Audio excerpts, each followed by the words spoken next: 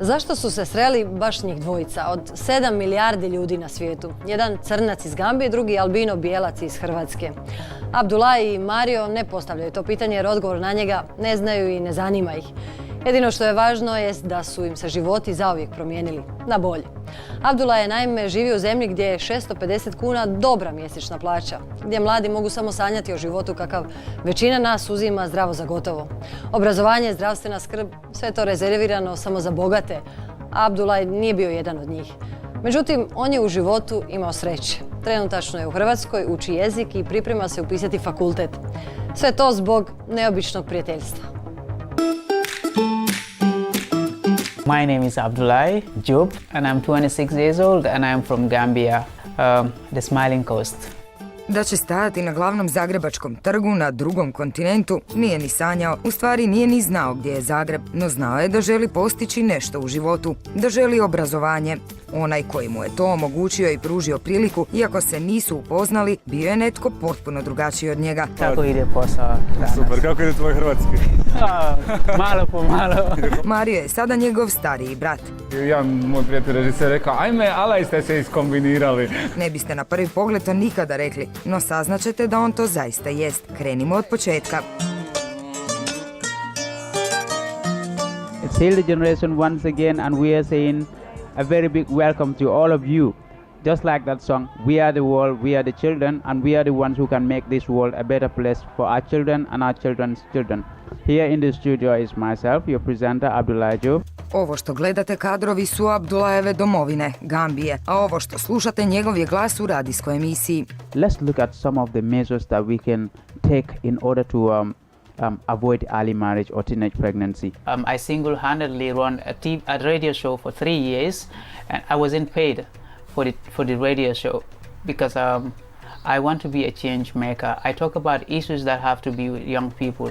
Zemlja je to koja broji 1.800.000 stanovnika. Nekadašnja britanska kolonija danas je pod vodstvom predsjednika koji provodi svoju volju. Nema zdravstvenog sustava. Kako biste se školovali morate imati dosta novca, a dobra mjesečna plaća iznosi 650 kuna.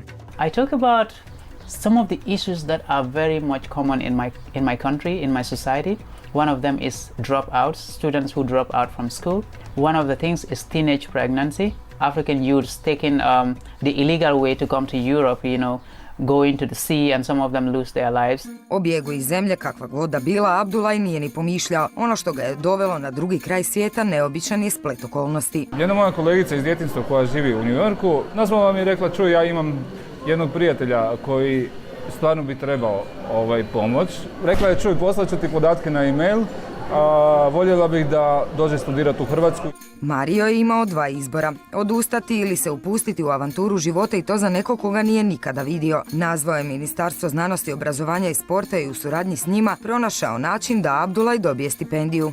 Ono što sam mislio na početku da bi mi mogao biti najveći problem, to mi uopće nije bio problem. Zapravo jer moji prijatelji, a oni će se prepoznati kad samo kažem prijatelji, su samo pitali koliko ti treba. Sve troškove puta, izrade dokumentacija, viza snosio je Mario uz malu pomoć. Abdulle je krenuo na put u Dakar iz kojeg je trebao doći u Europu. Misleći da će zatražiti azil u Europi, vlasti u Dakaru nisu ga htjele pustiti dalje. 7 dana proveo je u neizvjesnosti u zračnoj luci. A danas Abdulle svaki dan odlazi na isto mjesto. Many people are around. I'm not sure if I know any of them. Sorry. Živi u potpuno drugačijoj sredini i uči novi jezik. Svaki dan učim nešto novo i to je jako zanimljivo za mene jer ovo mi je prvi put za učiti drugi jezik. Ali u tome nije sam. U njegovom razredu nitko osim profesorice ne vlada hrvatskim. Kakav prijatelj mora biti da bi bio vaš najbolji prijatelj? Žeran. Mora voljeti piti. Tako je. Abdulle je na takozvanoj pristupnoj godini na Filozofskom fakultetu. Mora položiti osnove hrvatskog jezika kako bi na jesen mogao upisati fakultet. Htio je, mislim, studirati politologiju, ali se u međuvremenu predomislio pa sad želi studirati engleski jezik, znači književnost. Mislim da on može sve što poželi. Riječi se lako upijaju, ali ima nešto što se na početku učenja stranog jezika čini nesavladivim. Padeži padaju teško, ali svima na srce. U rodnoj mu zemlji postoji tek jedan fakultet i nekoliko viših škola, u kojima samo jedan semestar stoji više od 2000 kuna, a trećina stanovništva živi ispod granice siromaštva, s manje od 9 kuna na dan. In Gambia is very hard for a student, especially to be going to school every day.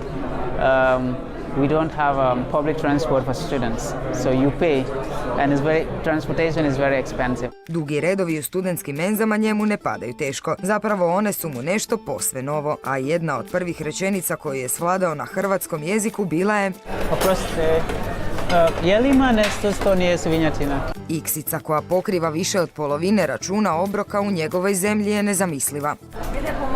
Da, malo po malo. Abi je muslimanske vjeroispovijesti kao i većina stanovništva u Gambiji. Bojao se da će sve na tanjuru u Hrvatskoj biti svinjetina. But I'm very much lucky that in the restaurant I can find everything. Piletina, junetina, jajetina.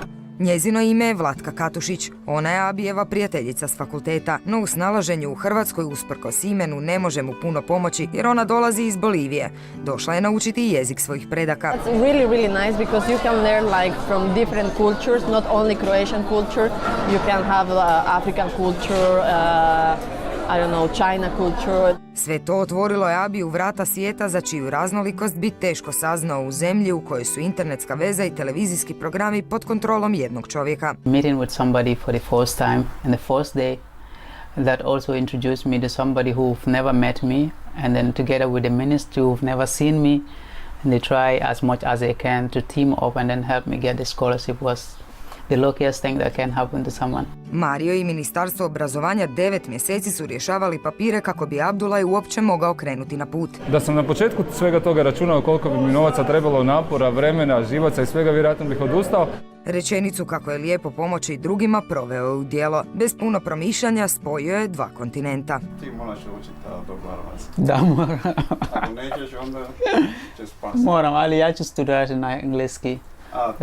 That is good for you. Abi dijeli sobu s Otom iz Nigerije, a to mu je potpuna novost. Nikada nije dijelio sobu s nekime. Jedino je dijete samohrane majke koja mu je osnovno i srednjoškolsko obrazovanje platila zahvaljujući malom vrtu i povrću koje je prodavala na tržnici.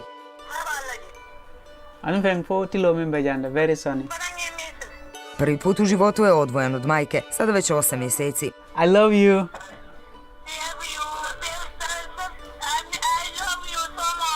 I love you too.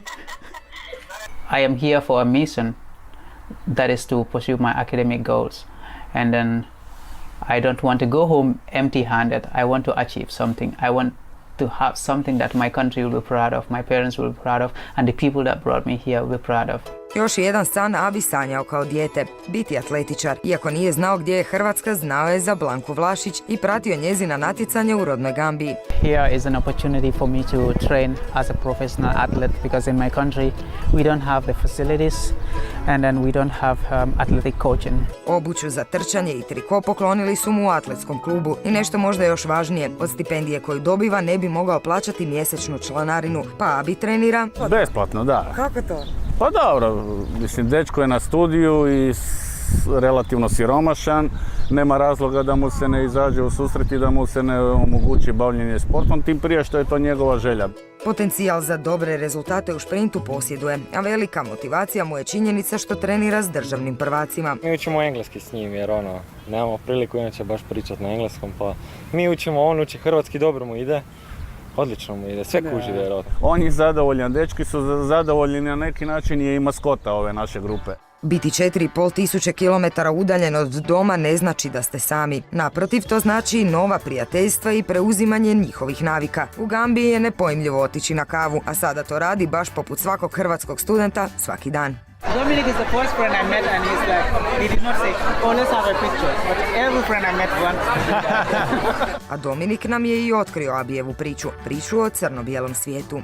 On, crni prijatelj, a onaj drugi bijeli i sad njih dvojica tu stoje i meni je to bila jedna slika, ne znam, iz nekakve moderne bajke. Ovdje je Abi pronašao novu obitelj i to ne jednu, već više njih. Svake nedjelje obitelji prijatelja zovu ga na ručak. I did not expect to receive so much love from people here. Pa zato kad god za to ima prigodu, prijateljima kuha gambijske specijalitete. Je, probao sam, da, dobro je. Šta si još sam živ. Šta si kuhao? Domodu? Domoda I još nešto? i benačin. Kada je Mario prijateljima rekao da pomaže potpunom strancu, javila su se brojna pitanja. Prvo je bilo pitanje, ok, zašto to radiš? Jel? Ali onda mi je zapravo objasnio da ako ima priliku promijeniti nekom život, zašto ne? Abiju su se ostvarile gotovo sve želje, čak i one o kojima sanja od djetinjstva. When we officially get into winter, every morning I have to go look through the window and see if it snowed. Just out of the blue, one Friday it snowed and I couldn't believe everywhere was totally white. Mnoge stvari doživio je prvi put, poput leta avionom, samostalnog života. Prvi put je okružen isključivo bijelcima. Prvi put doživio je da žene puše cigarete, da se dečko i cura ljube na ulici. Prvi put je vidio albino bijelca. Doista sam zahvalan na cijeloj ovoj životnoj situaciji jer mislim da me učinila poprilično bogatim. Dala mi je mogućnost da sad jasnije vidim neke stvari. Upravo to da stvari, koliko god ironično zvučalo, nisu crne i bijele, već u boji, samo ako uložimo trud ne misleći pritom na sebe. I want to empower myself with the knowledge so that whenever I find myself working in the future, I'll be able to excel. Iz jednog poziva dogodilo se čudo. Marijeva volja da pomogne potpunom neznancu promijenila je Abijevu sudbinu i stvorila nevjerojatno prijateljstvo. Bravo.